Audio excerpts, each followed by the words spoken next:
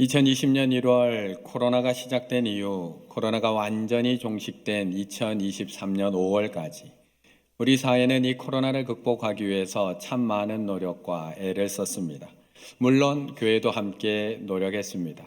그래서 아마 그 시절에 교회에 들어오실 때는 교회 입구에 설치된 손 소독기에 다 손을 넣고 아마 비벼보셨던 기억을 갖고 있을 것 같습니다. 마스크 안 쓰면 교회에 들어올 수 없었고 예배 시간에 아무 곳에나 앉을 수 있었던 것이 아니라 띄엄띄엄 앉아 있어야 됐고 예배 시간에 누구 하나 기침이라도 하는 순간이면 그 눈초리에 가슴을 덜컹 놀랐던 순간도 있었습니다. 그런데 그때 교회마다 붙여놓았던 포스터가 있습니다. 기억나시려나 모르겠습니다. 코로나19 예방 행동수칙 10가지. 그 가운데 가장 눈에 띄는 것이 첫 번째, 사람과 사람 사이 거리 2m, 두 팔 간격, 최소 1m 거리 유지. 그래서 교회에 앉고 싶은데 마음껏 앉지도 못했습니다. 교회에서 표시해 놓은 자리, 스티커 붙여 놓은 자리만 앉아서 예배 드려 했던 기억 다 가지고 계실 겁니다.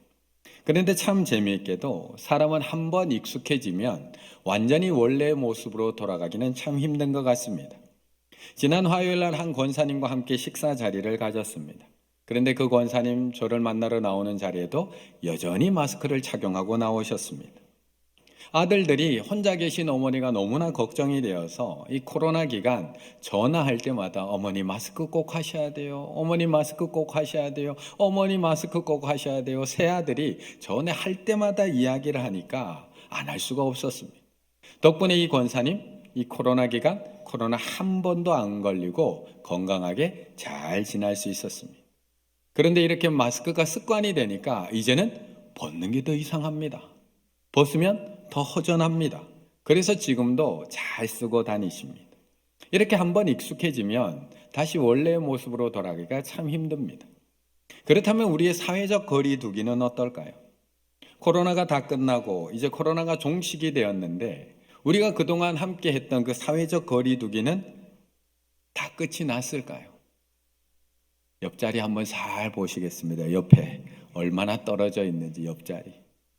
예전에는 참 바짝바짝 붙어 앉아서 그 하나의 장의자에 5명, 6명, 7명 조금만 더 들어가 주세요라고 이야기를 했는데 요즘은 사실 너무 바짝 앉으면 살짝 부담이 되는 게 솔직한 마음입니다.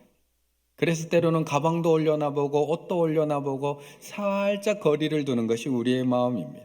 그러다 보니까 안내위원도 한 명이라도 더 앉히고 싶어서 안으로 조금 하려고 하면 쳐다보는 눈빛이 만만치가 않습니다. 그러다 보니까 사회적 거리 두기는 사라졌지만 아직 예의적 거리 두기 정도는 우리 가운데 남아있는 것 같습니다. 그렇다면 우리 가운데 남아있는 심리적 거리는 또 요즘 어떨까요? 코로나19로 인해서 멀어졌던 사회적 거리뿐만 아니라 우리의 마음의 거리는 얼마나 가까워졌을까? 한 번 멀어진 사회적 거리도 이렇게 좁히기가 힘든데 한 번 멀어진 마음의 거리 좁히기는 얼마나 어려운 일일까요? 또한 하나님과의 거리는 또한 어떨까요? 하나님과 거리. 우리가 하나님하고 친할 때는 얼마나 가깝게 느껴지는지 모릅니다. 내가 간절히 하나님 앞에 기도했던 것도 아닙니다. 그냥 생각만 했을 뿐인데 하나님께서 응답해 주실 때도 있습니다. 내가 고민하고 있던 그 문제에 대해서 하나님이 어떻게 하셨는지 이번 주일 목사님을 통해서 설교로 대답해 주시기도 합니다. 자식의 문제 생각지도 않았는데 해결이 되고 진로의 문제 생각지도 않았는데 열리게 되기도 합니다. 큰 문제를 만났음에도 마음이 평안해집니다. 나쁜 결과를 받았음에도 불구하고 두려움이 전혀 없을 때 우리는 하나님이 나와 함께 계시다, 나와 너무 가깝게 계시다는 것을 느끼게 됩니다. 그런데 때로 그랬던 하나님이 너무 멀게만 느껴질 때가 있습니다. 나는 지금 벼랑 끝에 서 있는데, 나는 지금 한 발만 잘못 디디면 한없는 낭떠러지로 떨어지는 벼랑 끝에 서 있는데 아직도 아무런 응답이 없으신 하나님을 볼 때 너무나 멀게 느껴질 때가 있다는 겁니다. 오늘 본문의 저자는 그 너무 멀게 느껴지는 하나님을 부르고 있습니다. 2절의 말씀 같이 한번 읽어보겠습니다. 2절입니다.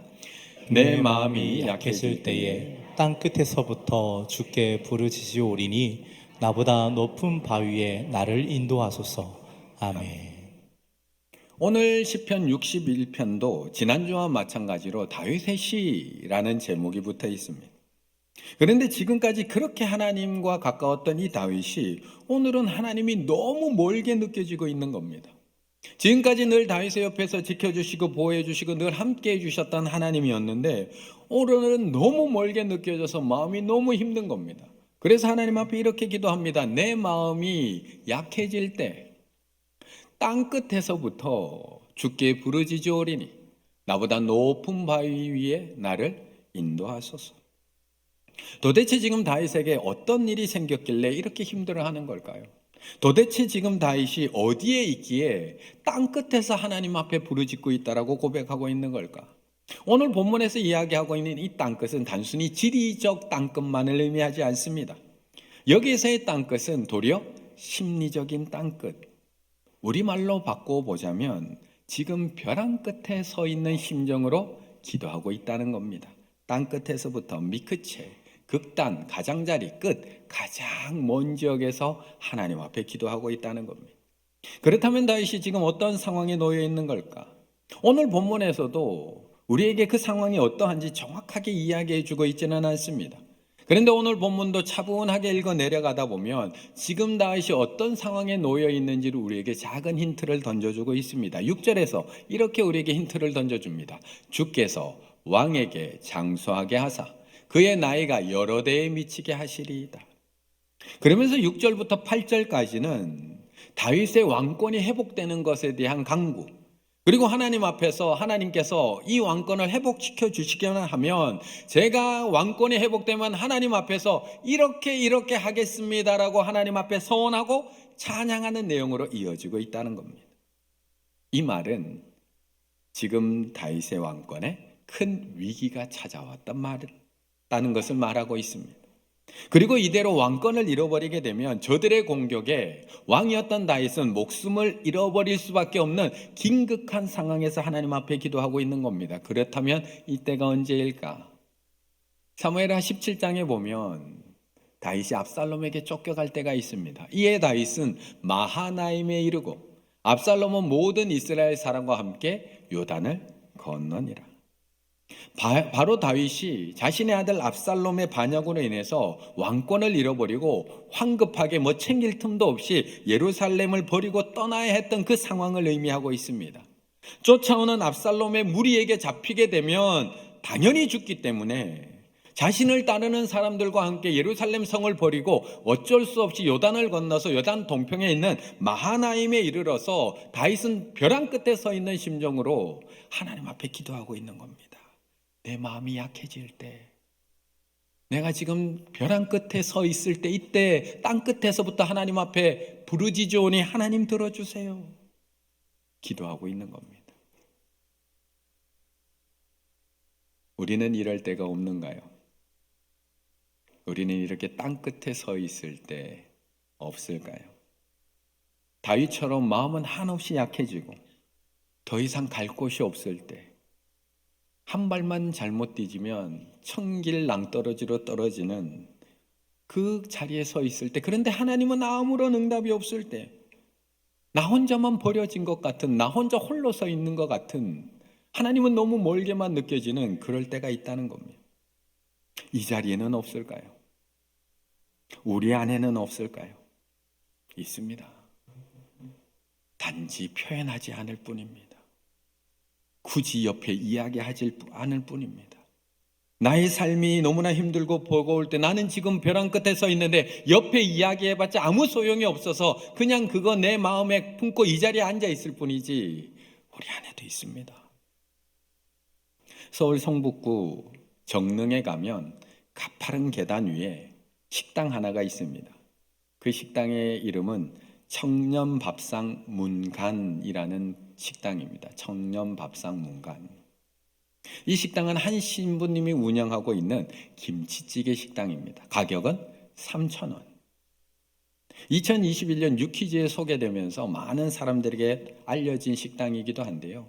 이 식당이 2015년 시작된 이유는 서울 한 고시원의 어떤 청년이 지병과 굶주림, 가난으로 인해서 홀로 안타까운 죽음을 맞이했다라는 뉴스가 보도가 되게 됩니다. 이 뉴스 보도를 들은 이문수 신부가 청년들이 더 이상 밥을 굶지 않고 굶어서 그렇게 죽어가는 일이 없었으면 좋겠다라는 마음으로 이 식당을 시작하게 됩니다. 물론 매달 적자입니다.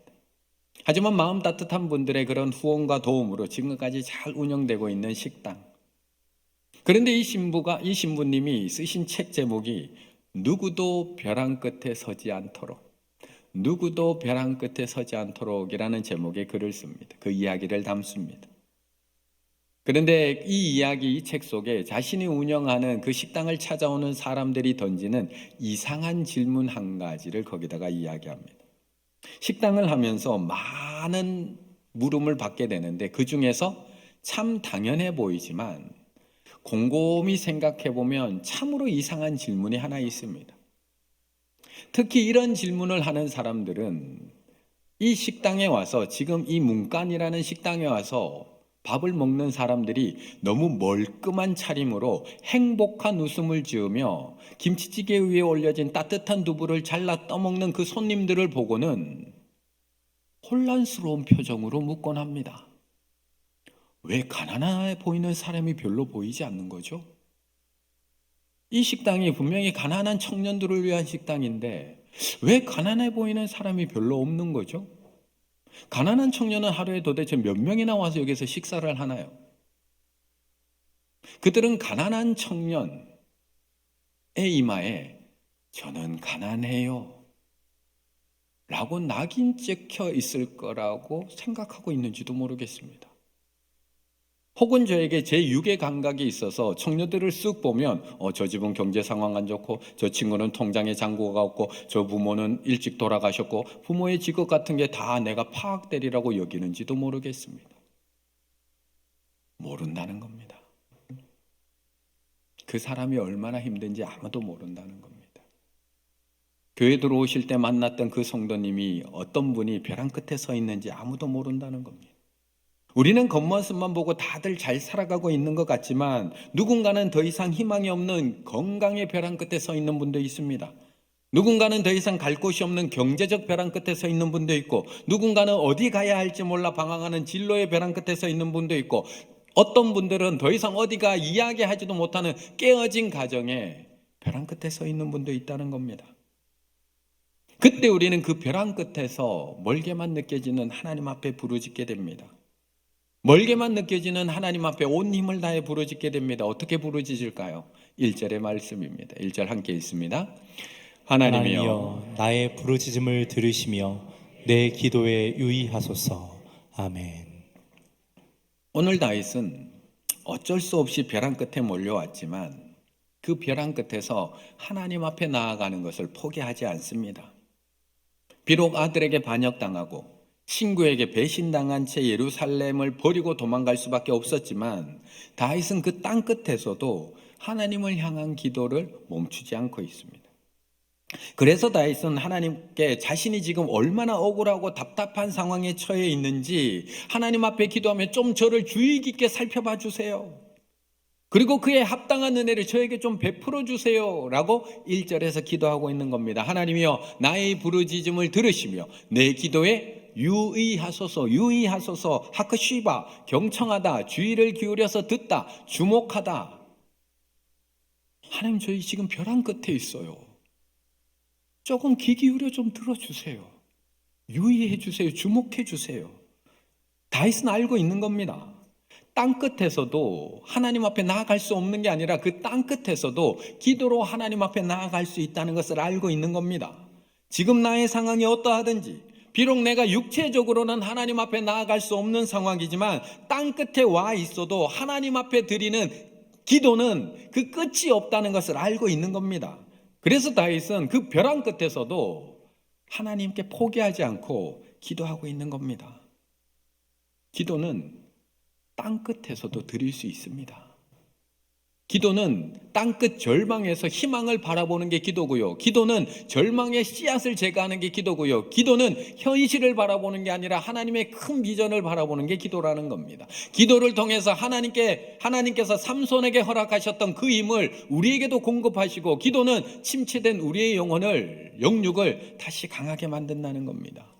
기도는 죽음의 십자가까지도 이기게 만드시고, 기도는 피난처 되시는 주님의 품에 안기는 거고, 기도하는 자는 땅끝에 있어도 영원히 하나님 안에 거할 수 있다는 겁니다. 그러면서 이 책에서는 삼손에게 블레셋 감옥은 땅끝이었다고 이야기하는 겁니다.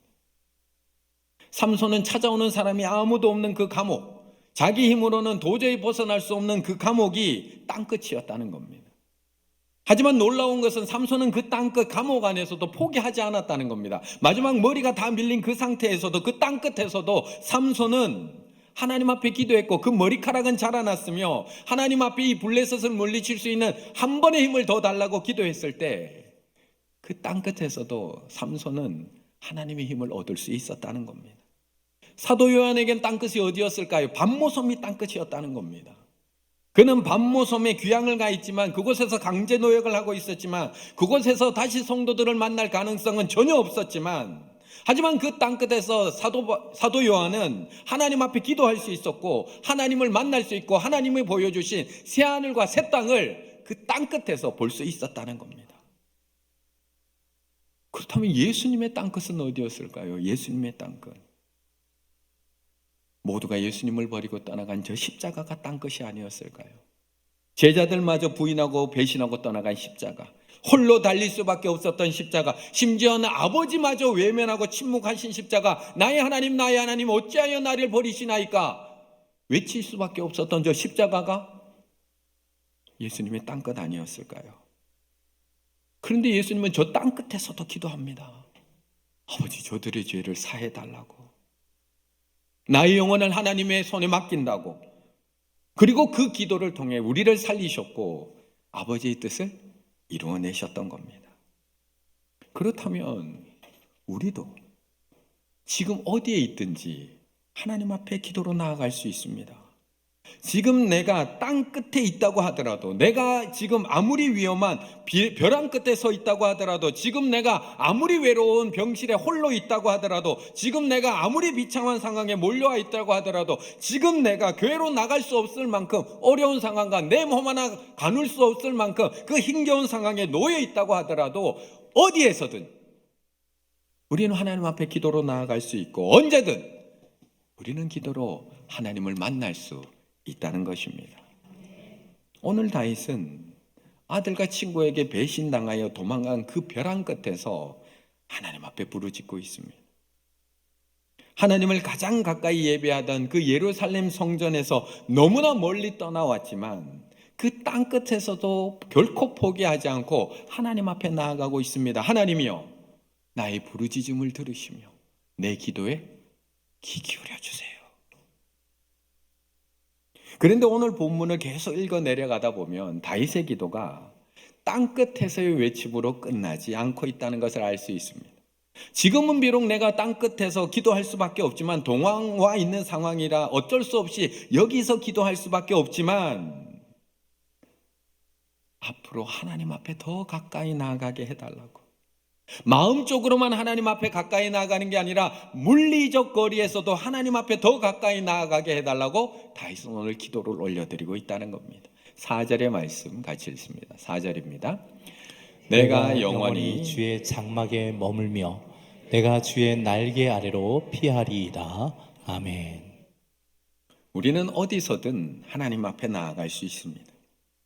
그것이 저 멀리 저 깊이 있는 감옥 속이라고 할지라도, 그것이 저 멀리 아무나 들어갈 수 없는 섬이라고 할지라도, 그것이 아무나 함께 갈 수 없는 외로운 광야일지라도, 우리는 그 땅끝에서 하나님 앞에 나아갈 수 있습니다. 집에서, 병실에서, 저 멀리 외국에서도 우리는 하나님 앞에 나아갈 수 있습니다. 그리고 우리는 코로나 시기를 그렇게 이겨냈습니다. 어디 있든지 하나님 앞에 나아가면서. 그래서 오늘 다윗은 그 땅끝에서 드리는 기도로 만족해하고 있지 않다는 겁니다. 어디든 하나님이 계시는데 여기서 예배드리나, 예루살렘에서 예배드리나 똑같지 뭐. 내가 마하나임에서 예배드리나 예루살렘에 가서 예배드리나 똑같지. 꼭 예루살렘까지 가야 하나? 요단 동편 마하나임에서는 마음을 다해서 하나님 앞에 기도하고 예배하면 되지. 왜 굳이 꼭 성전까지 나아갈 필요가 있는가? 맞습니다. 어쩔 수 없는 지금 이 상황에서 우리는 이렇게 기도하며 예배 드렸고 예배 드려야 합니다. 어쩔 수 없이 땅끝까지 몰려간 상황에서는 우리는 그곳에서 하나님 앞에 기도로 나아가고 예배로 하나님 앞에 더 가까이 나아가야 됩니다. 하지만 오늘 다윗의 바람은 거기서 멈추고 있지 않다는 겁니다. 하나님 앞에 가까이 나아가자 하는 그 다윗의 거룩한 욕심은 땅끝에서 기도하는 것으로 만족하지 못하고 있습니다. 그래서 2절부터 4절까지 다윗의 기도는 이렇게 이어집니다. 내 마음이 약해질 때에 땅끝에서부터 기도는 합니다. 주께 부르짖으오니 나보다 높은 바위에 나를 인도하소서. 땅끝에서 멈추는 것이 아니라 나를 높은 바위에 인도해달라고 기도하고요. 주는 나의 피난처, 원수를 피하는 견고한 망대이심이니이다. 내가 영원히 주의 장막에 머물며 내가 주의 날개 아래로. 땅끝에서부터 시작된 기도가 주의 날개 아래로 피하리로다로 마무리되고 있는 겁니다.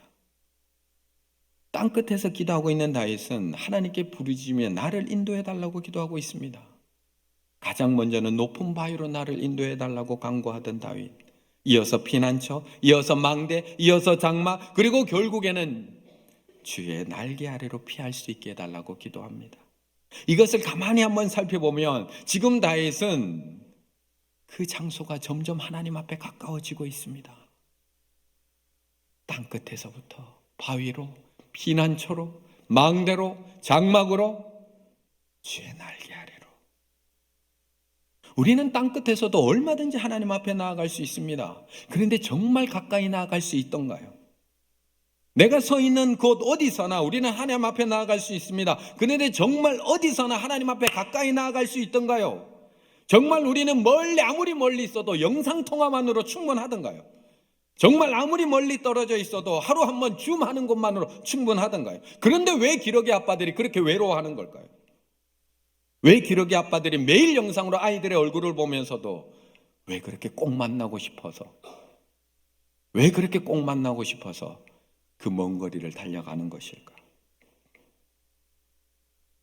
퍼스널 스페이스, 개인 공간이라는 단어는 원래 건축학에서 사용되는 용어입니다. 하지만 심리적 거리와 물리적 거리는 함께 가는 겁니다. 가까운 관계, 우리가 친구를 소개할 때 나하고 가까운 사이야, 가까운 관계야 라는 이 가깝다는 말은 물리적 표현입니다. 그런데 심리적으로 해석되는 것과 똑같다는 겁니다. 따라서 이 개인 공간은 사람과 사람 사이의 심리적 관계에도 충분히 적용해 볼 수 있는 개념입니다. 심리적 거리가 가깝다는 것은 친밀한 사이를 의미하는 것이고, 두 사람이 친밀할수록 허용되는 심리적 퍼스널 스페이스, 개인 공간, 점점 가까이 와도 괜찮아진다는 겁니다. 내면의 깊은 것도 쉽게 공유할 수 있게 된다는 겁니다. 물리적으로 가까워진다고 무조건 심리적으로 가까워지지 않습니다. 지금 내 옆에 딴 사람이 앉아 있다고 심리적으로 가까워지지 않습니다. 하지만 반대로 심리적으로 가까워지면 물리적으로 가까워지고 싶은 게 사람의 마음입니다. 불편한 사람은 멀리하고 싶지만 좋아하는 사람, 사랑하는 사람과는 점점 가까워지고 싶은 것이 우리의 마음이라는 겁니다. 그렇다면 지금 다윗이 하나님 앞에 더 가까이 가고 싶은 것 너무나 당연한 건 아닌가요? 땅끝에서도 얼마든지 기도로 하나님 앞에 나아갈 수 있지만 상황만 조금 나아진다면, 하나님 제 상황이 조금만 더 나아진다면 하나님 앞에 더 가까이 가고 싶어요. 하나님의 이 위기만 벗어날 수 있다면 하나님 앞에 조금 더 가까이 가고 싶어요 라는 바람, 하나님을 사랑하는 다윗에게 너무나 당연한 기도 아닌가요? 다윗은 들에서 양을 치면서도 하나님 앞에 찬양과 기도로 가까이 나아갔던 사람입니다. 갑자기 사자와 곰이 나타났을 때도 하나님 앞에 기도로 나아갔던 사람, 골리앗 앞에서도 하나님 앞에 기도로 나아갔던 사람입니다. 사울 왕을 피해서 동굴과 항무지로 도망 다닐 때에도 그 위기의 상황 속에서도 어디 있든지 하나님 앞에 가까이 나아갔던 사람입니다. 어디 있어도 어떤 상황에서도. 그럼 이 정도로 충분한 거 아닌가요? 하나님 앞에 어디 있어도 하나님 앞에 가까이 나아가는데. 그런데 왜 다윗은 왕이 된 이후에 블레셋에게 빼앗겼던 그 복계, 하나님이 거하시는 그 언약궤를 왜 찾아오려고 했냐는 겁니다. 다윗은 어디서든지 하나님 앞에 나아갈 수 있는데, 가까이 갈 수 있는데 왜 굳이 그 복계를 자신의 성으로 옮기려고 그 수고를 했냐는 겁니다. 사무엘도 찾아오려고 하지 않았던 복계입니다. 그 복계 옮기다가 우사가 만져서 죽는 사건도 벌어졌습니다. 그래서 3개월이나 오베데돔의 집에 맡겨놓았던 그 복계인데 왜 굳이 그 고생을 해가면서 그 복계, 하나님이 거하시는 그 복계를 내 성으로 가지고 오려고 했냐는 겁니다. 왜 그 복계가 들어오는 순간 기뻐서 하체가 다 드러나는 것을 알지도 못한 채 춤을 췄냐는 겁니다. 왜? 그 정도로 충분하지 않기 때문에. 땅끝에서 기도하는 것만으로 충분하지 않기 때문입니다.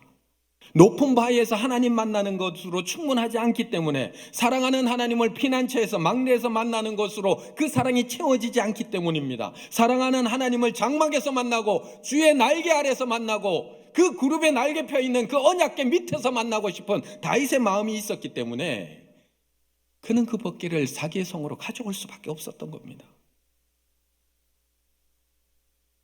그렇다면 지금 우리는 어디쯤 서 있을까요? 지금 우리는 어떤 분들은 지금 땅끝에서 하나님을 만나고 계신 분들도 있을 겁니다.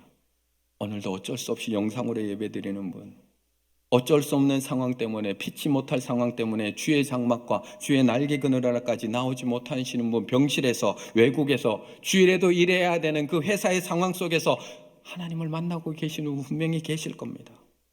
또 어떤 분들은 갑자기 찾아온 어려움 때문에 급하게 몸을 숨겨서 피난처에서 하나님 만나고 있는 분도 있을 겁니다. 또 어떤 분들은 하나님의 지켜주심을 바라면서 그 망대에서 하나님을 만나고 계신 분들도 있을 겁니다. 우리는 그곳에서도 얼마든지 하나님 만날 수 있습니다. 하나님이 어디든 안 계시나요?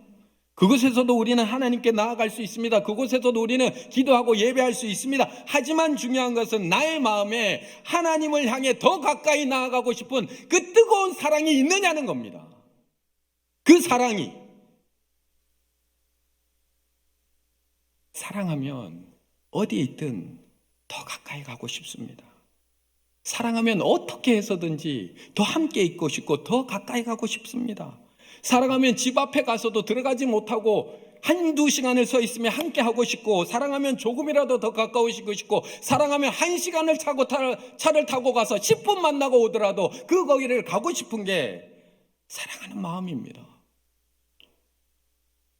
오늘 일부에 우리 유종모 집사님 지금 항암 치료하고 있는데 오늘 일부 예배에 왔다 가셨습니다. 힘이 펄펄 넘쳐서 오셨을까요? 병실에서도 예배 드릴 수 있습니다. 집에 와 있어서 집 안방에서도 예배 드릴 수 있습니다. 하지만 힘이 허락된다면, 상황이 허락된다면 조금 더 가까이 나오고 싶은 게 그게 사랑하는 사람의 마음입니다. 지금 어느 자리에 서 계십니까? 지금 아무것도 피할 곳 없는 벼랑 끝에 서 계십니까? 하나님께 나오고 싶은데 그렇게 할 수 없는 어려운 상황 속에 놓여 계십니까? 어쩔 수 없이 잠시 몸을 피해 계십니까? 그렇다면 그곳에서 기도를 시작하셨으면 좋겠습니다. 그곳에서부터, 땅끝에서부터 기도를 시작하셨으면 좋겠습니다. 오늘 설교의 제목처럼, 아니요, 우리가 늘 입에 달고 살아가는 그 찬양의 고백처럼 기도를 시작했으면 좋겠습니다. 주께 가까이 날 이끄소서. 간절히 주님만 원합니다. 채워주세요. 주의 사랑으로 저를 채워주세요. 진정한 찬양 드릴 수 있도록. 하나님, 아직 제가 상황이 안 되지만, 지금 제가 상황이 안 돼서 하나님 앞에 나아갈 수 없지만, 하나님 높은 바위까지만이라도 올 한 해 저 좀 이끌어 주세요. 하나님, 아직 회사의 형편이 안 돼서 제가 주일날 격주로 일하기 때문에 매주 하나님 앞에 나올 수 없지만, 하나님 올 한 해 저 피난처까지만이라도 하나님 저 나아갈 수 있도록 인도해 주세요. 하나님, 제가 수요일 금요 기도에 하나님 앞에 나올 수 없지만 저 기도 멈추지 않겠어요. 하나님, 저 좀 하나님께 더 가까이 좀 인도해 주세요. 망대까지만이라도, 장막까지만이라도. 그렇게 우리가 올 한 해 기도를 시작할 때 하나님께서는 우리의 발걸음을 친히 인도하셔서 주의 날개 그늘 아래까지, 주님의 품 안까지 우리를 친히 인도해 주실 줄로 믿습니다. 그 하나님 앞에 한 걸음 더 가까이 나아가시는 우리 충일의 가족들 다 되시기를 간절히 바라겠습니다.